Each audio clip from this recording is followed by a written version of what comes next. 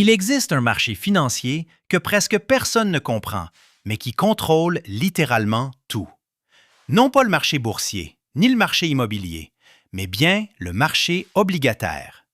Si vous ne comprenez pas les obligations, leur fonctionnement et leur puissance, alors vous ne comprenez pas réellement l'argent. Vous ne saisissez pas comment les gouvernements financent leurs dépenses, comment les taux d'intérêt sont déterminés, ni pourquoi les marchés boursiers montent ou descendent.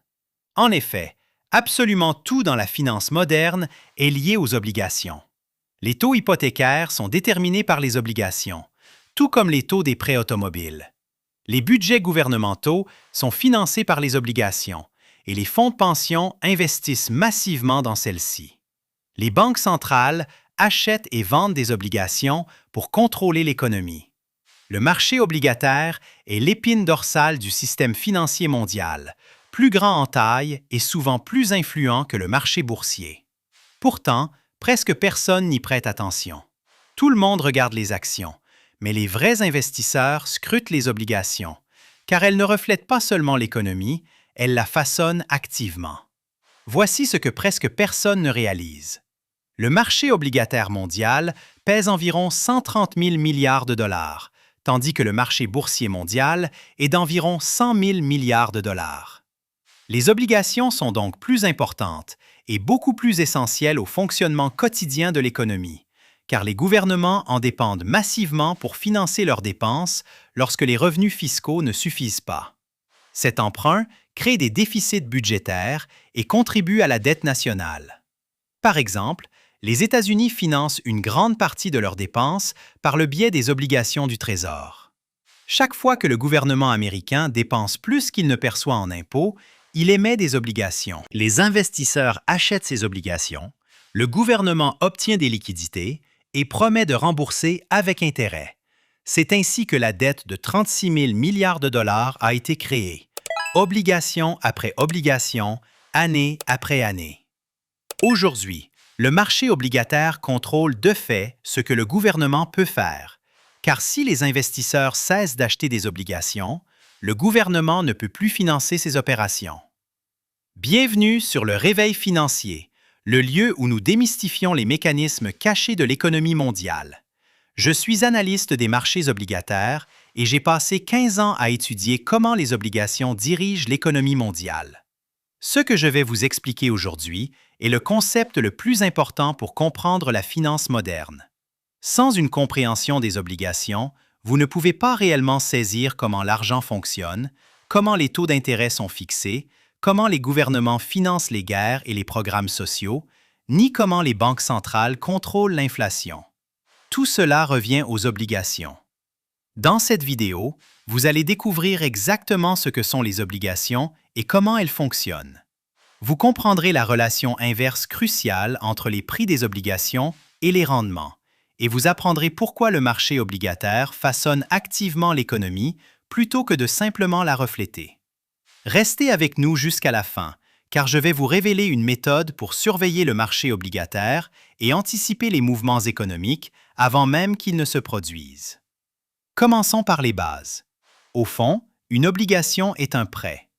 Les investisseurs prêtent de l'argent au gouvernement ou aux entreprises et en retour, ils reçoivent des paiements d'intérêt réguliers, ainsi que le montant original de leur prêt à une date fixe. C'est simple. Vous achetez une obligation, vous prêtez de l'argent, l'emprunteur vous paie des intérêts et à la fin, il vous rembourse votre capital initial.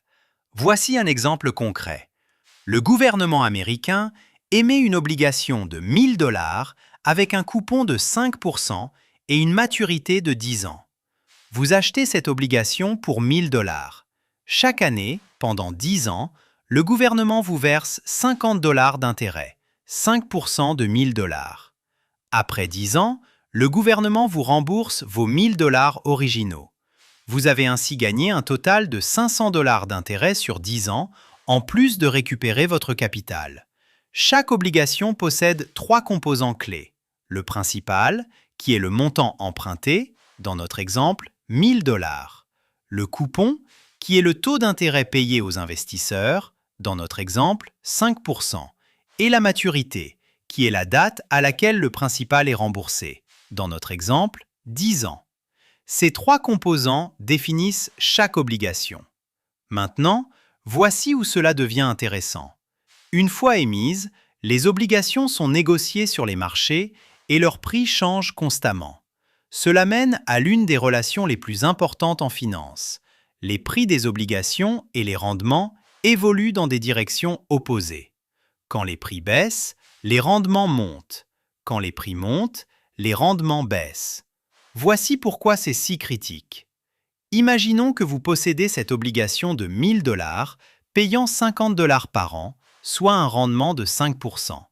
Supposons maintenant que les taux d'intérêt du marché montent et que de nouvelles obligations sont émises à 6%. Soudainement, votre obligation à 5% ne semble plus aussi attractive.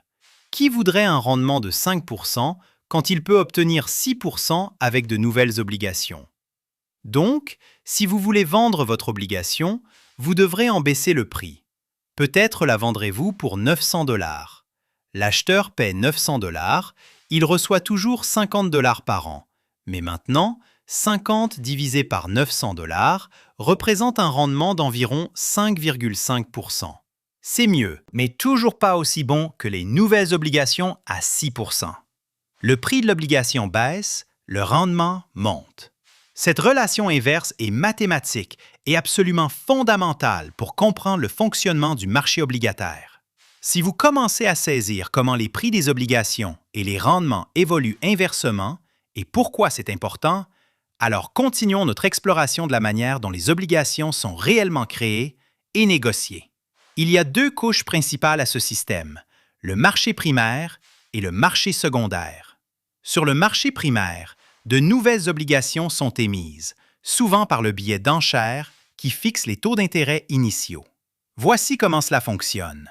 Le gouvernement américain décide qu'il a besoin d'emprunter 10 milliards de dollars. Il annonce une enchère d'obligations. Des investisseurs du monde entier soumettent des offres. J'achèterai 100 millions au rendement de 4%. J'achèterai 50 millions au rendement de 3,9%. Le gouvernement accepte les offres en commençant par le rendement le plus bas, jusqu'à ce qu'il ait vendu les 10 milliards de dollars. Le rendement le plus élevé accepté devient le taux du coupon pour toutes les obligations. C'est le marché primaire, la création d'obligations neuves. Sur le marché secondaire, les investisseurs négocient des obligations existantes et les prix changent en fonction des attentes concernant l'inflation, les taux d'intérêt et les conditions économiques. C'est là que les obligations sont achetées et vendues après l'émission initiale, et c'est là que les prix évoluent constamment. Si les investisseurs pensent que l'inflation va augmenter, ils vendent des obligations. Les prix chutent et les rendements montent. Pourquoi? Parce que l'inflation érode la valeur des paiements d'intérêt fixes. Si vous recevez 50 $ par an, mais que l'inflation est à 5%, ces 50 $ valent moins chaque année en pouvoir d'achat réel. Les investisseurs exigent donc des rendements plus élevés pour compenser. Si les investisseurs pensent que l'économie va ralentir, ils achètent des obligations. Les prix montent et les rendements baissent. Pourquoi? Parce que pendant les récessions, les actions deviennent risquées. Les obligations, en particulier les obligations gouvernementales, sont perçues comme sûres. La demande augmente, les prix montent et les rendements baissent.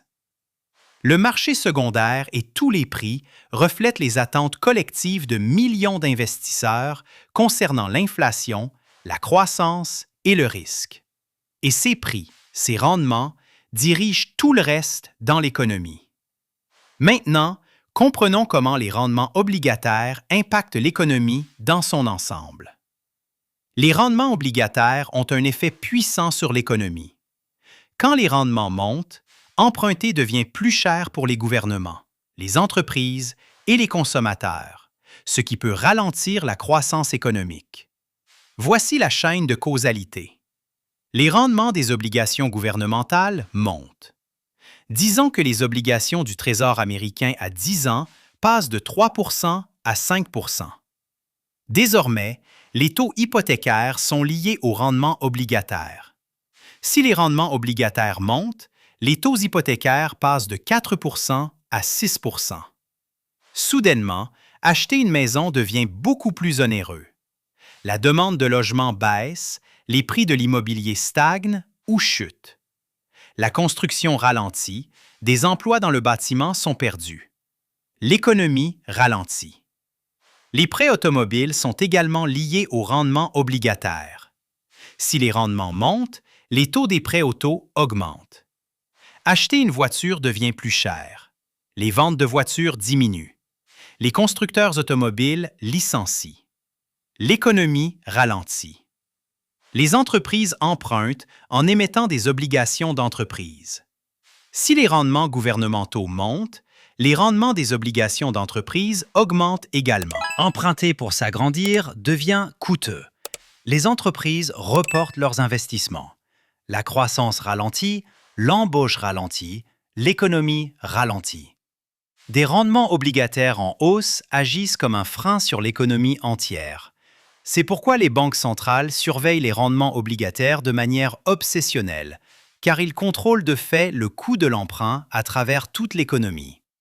Des rendements plus élevés créent également de la concurrence pour les actions. Si les obligations offrent de meilleurs rendements avec un risque plus faible, les investisseurs peuvent déplacer leur argent des actions vers les obligations. Voici les chiffres. Les actions offrent historiquement environ 10% de rendement annuel à long terme, mais avec beaucoup de volatilité et de risques. Si les obligations offrent 3%, les actions semblent attractives, 10% contre 3%. Vous prenez le risque supplémentaire pour 7% de rendement additionnel.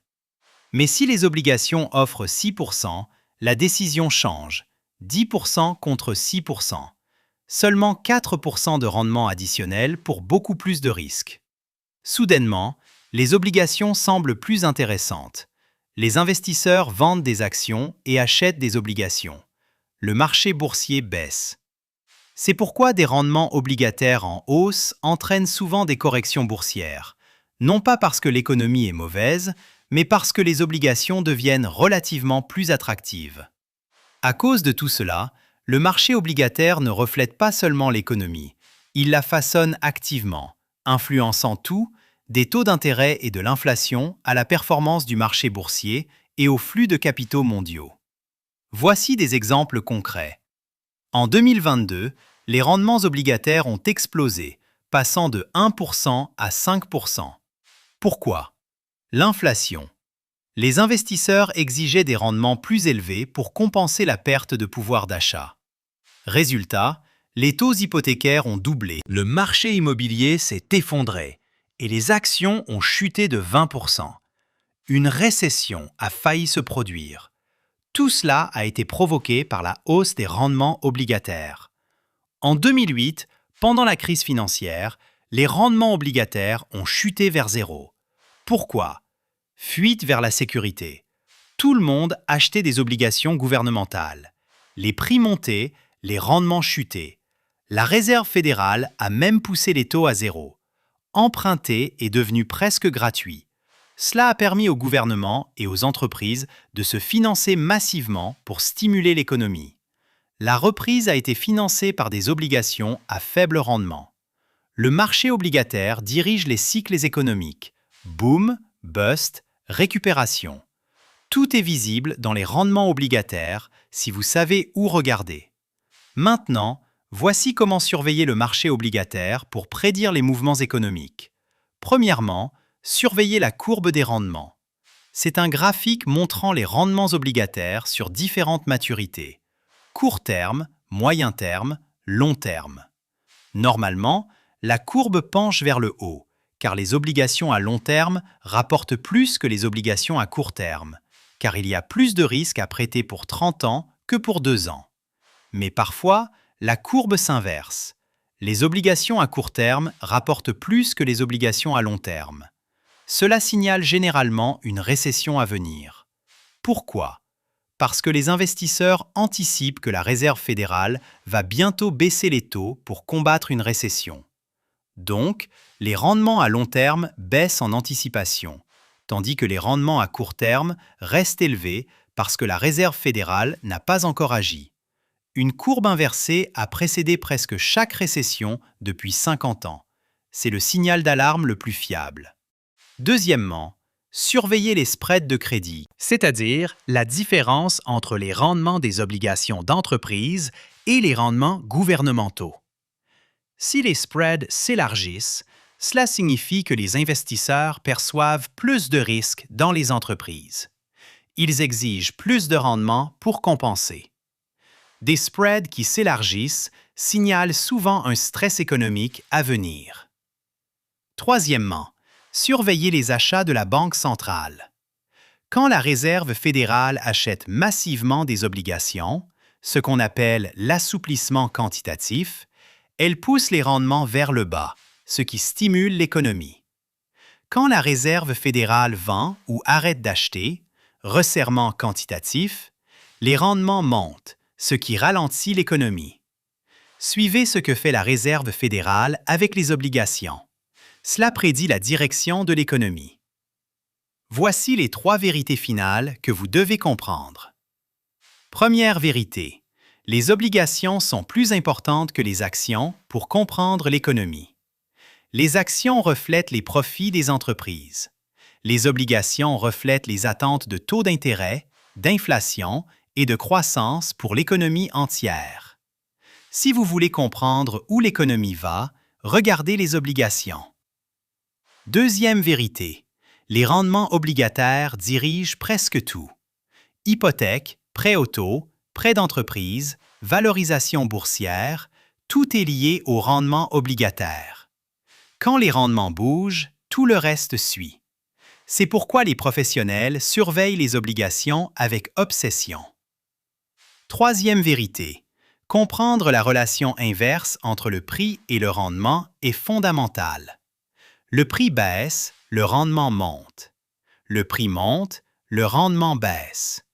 Si vous ne comprenez pas cela, vous ne comprenez pas les obligations.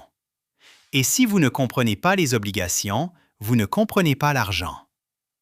Si cette exploration des obligations vous a montré pourquoi elles sont plus importantes que les actions pour comprendre l'économie, et si vous voyez maintenant comment les rendements obligataires dirigent tout, alors restez connectés pour plus d'analyses financières sur le réveil financier.